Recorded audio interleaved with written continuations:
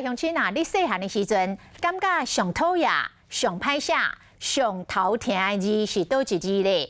有人讲是挑衅的衅，就是挑衅的衅；有人讲牺牲的这个牺牲的牺，尤其是这个乌龟的龟，更加是真侪人的恶梦讲有够歹写。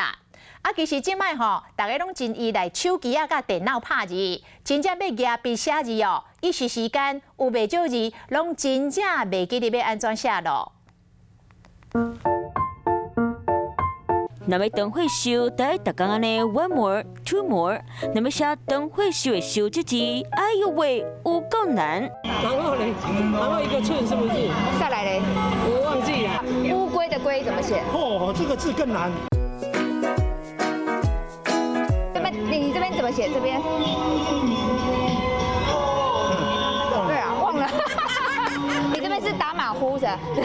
那叫鬼混。鬼混吗？这边有一点的声音要鬼混一下。鬼混一下嘛，对。才会快乐。上课时写倒一字上艰苦，有人上册挑衅的衅，有人上去牺牲的牺，比为实在是夭寿济。有家长感觉上歹写的字，竟然是家己囡仔的名字。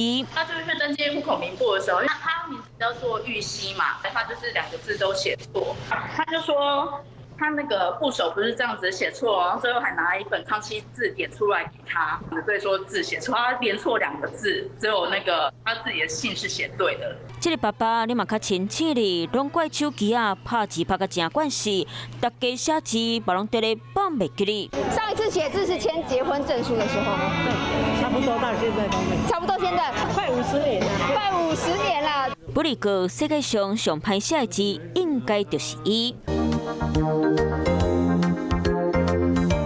这字的华语音叫做平，大家嘛写甲叫要平开，那这字是安怎来的？原来是甲面粉当写伫咧桌顶的声音，要甲这字学起来写出来，互观众朋友拢感觉无简单。